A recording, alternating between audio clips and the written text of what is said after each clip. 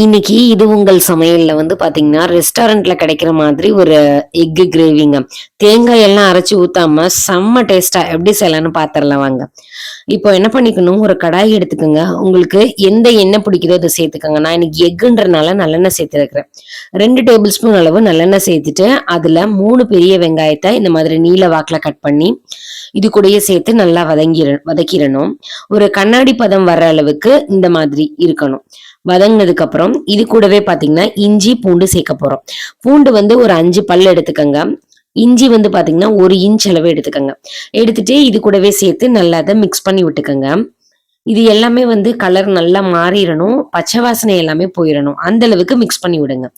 இப்போ நல்ல பழமா இருக்கிற 2 தக்காளியை இது கூடவே சேர்த்துக்கலாம். சேர்த்துட்டு நல்லா அதை மிக்ஸ் பண்ணி விட்டுக்கங்க. நம்ம தேங்காய் எதுவுமே சேர்க்கல இல்லையா, அந்த கிரேவியுடைய திக்னஸ்க்காக முந்திரி பருப்பு இருக்குல்ல, அது ஒரு 10 முந்திரியை வந்து நீங்க எடுத்துக்கங்க. இந்த நம்ம சேர்த்திருக்கிற வெங்காயம், தக்காளி இது எல்லாமே வந்து ஓரளவுக்கு மசிஞ்சிடணும். மசிஞ்சதுக்கு அப்புறமேட்டி நம்ம முந்திரியை சேர்த்துக்கலாம்.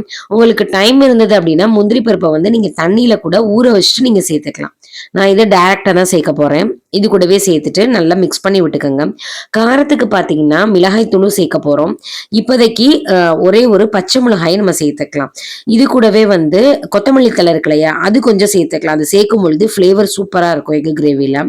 சேர்த்துட்டு நல்லா அதை மிக்ஸ் பண்ணி விடுங்க. நல்லா பச்சை வாசனை எல்லாமே போயிடட்டும். நல்லா மசிஞ்சிருச்சு. இப்போ நீங்க அடுப்பை ஆஃப் பண்ணிட்டு இதை வந்து நல்லா ஆற விட்டுறணுங்க. ஆறுனதுக்கு அப்புறம் மிக்ஸி ஜார்ல நல்லா நைஸா இருக்கிற மாதிரி அரைச்சிக்கோங்க. சூடோடையே நீங்க வந்து அரைச்சிங்கன்னா மேலே தெரிச்சிரும். அதனால நல்லா ஆறட்டும். ஆறுனதுக்கு அப்புறம் இதை அரைச்சிக்கலாம். இப்போ அதே கடாயை நீங்க அடுப்புல வச்சுக்கோங்க. எடுத்ததுக்கு அப்புறமேட்டி இதுல வந்து பாத்தீங்கன்னா கொஞ்சமா எண்ணெய் சேர்த்துக்கலாம். எண்ணெய் சேர்த்துட்டு இப்ப தாளிப்பு கொடுத்துடலாம். ஒரு சிம்பிளான தாளிப்பு தான். இதுல பட்டை இருக்கு இல்லையா, அது ஒரு இன்ச் அளவு 2 எடுத்துக்கோங்க. அதை சேர்த்துக்கலாம். இது நல்ல ஃபிளேவர் கொடுக்கும். அதுக்கப்புறமேட்டி எப்பயுமே எக்குக்கு வந்து பாத்தீங்கன்னா சீரகம் வந்து நல்லா இருக்குங்க சோம்பை விட. அதனால சீரகம் வந்து 1 டீஸ்பூன் சேர்த்துக்கோங்க. சேர்த்துட்டு அடுப்பை நல்லா லோ ஃப்ளேம் பண்ணிக்கிறணும். இப்போ 1 டீஸ்பூன் அளவு மிளகாய் தூள் இருக்கு இல்லையா, அது சேர்த்துக்கோங்க. அதுக்கப்புறம் மல்லித்தூள் வந்து 2 டீஸ்பூன் சேர்த்துக்கணும். கரம் மசாலா 1/2 டீஸ்பூன் சேர்த்துக்கணுங்க. இது எல்லாமே எண்ணெய் வந்து ரொம்ப சூடாயிடக்கூடாது. லைட் ஹீட்ல இருக்கும் பொழுதே சேர்த்துட்டு லைட்டா அதை மிக்ஸ் பண்ணி விடணும். இல்லைன்னா அந்த பொடி சேர்த்துருக்கிற மசாலா பொடி எல்லாமே வந்து ஒரு மாதிரி கரிஞ்சிரும். லைட்டா வந்து கலர் மாறினதுக்கு அப்புறமேட்டி நம்ம ஏற்கனவே மிக்ஸி ஜார்ல அரைச்சு வச்சிருக்கோம் இல்லையா, அதை வந்து இது கூடயே சேர்த்துக்கலாம். நல்லா திக்கா இருக்கு. உங்களுக்கு எந்த கன்சிஸ்டன்சில வேணுமோ அந்த அளவு தண்ணி சேர்த்துக்கங்க. ஃபர்ஸ்ட் இதை மிக்ஸ் பண்ணி விட்டுக்கலாம். ஏன்னா அந்த மசாலா எல்லாமே கரிஞ்சிடக்கூடாது. லைட்டா மிக்ஸ் பண்ணி விடுங்க.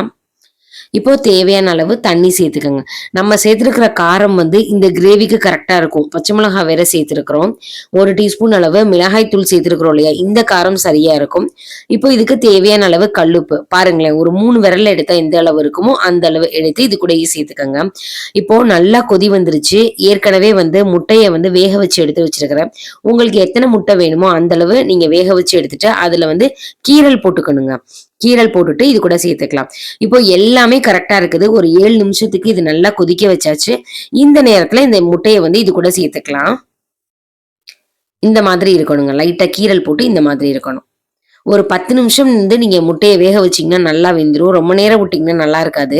அதனால நீங்க முதல்ல வேக வைப்பீங்க இல்லையா, அப்போ வந்து 10 நிமிஷம் மட்டும் வேக வச்சு எடுத்து வச்சுக்கோங்க. இப்போ இது கூட சேர்த்தாச்சு. சேர்த்துட்டு ஒரு 3-4 நிமிஷத்துக்கு மட்டும் கொதிச்சா போதும். நம்ம சேர்த்துட்டு கோடு போட்டதுனால அந்த கிரேவி எல்லாமே வந்து எக்குக்குள்ள ஏறி இருக்கும். ரொம்ப நல்லா இருக்கும். இப்போ இந்த ஸ்டேஜ்ல 4 நிமிஷம் ஆயிருச்சு. இந்த ஸ்டேஜ்ல கொஞ்சமா கொத்தமல்லி தழை மட்டும் நீங்க தூவி இறக்கிட்டீங்கன்னா சூப்பரா இருக்கும். இதை வந்து சாதத்துக்கு, இட்லி, தோசை, சப்பாத்தி, இடியாப்பத்துக்கு, ஆப்பத்துக்கு எல்லாத்துக்குமே பெர்ஃபெக்ட்டா இருக்கும். கண்டிப்பா நீங்க ட்ரை பண்ணி பாருங்க. ஒரு தடவை ட்ரை பண்ணீங்கன்னா நீங்க திருப்பி திருப்பி வந்து செஞ்சுட்டே இருப்பீங்க. அந்த அளவுக்கு ரொம்ப சூப்பரா இருக்கும். ட்ரை பண்ணி பார்த்துட்டு எப்படி இருந்துச்சுன்னு கமெண்ட் பண்ணுங்க. இதே மாதிரி ஒரு இன்ட்ரெஸ்டிங்கான வீடியோல பார்க்கலாம். Thank you.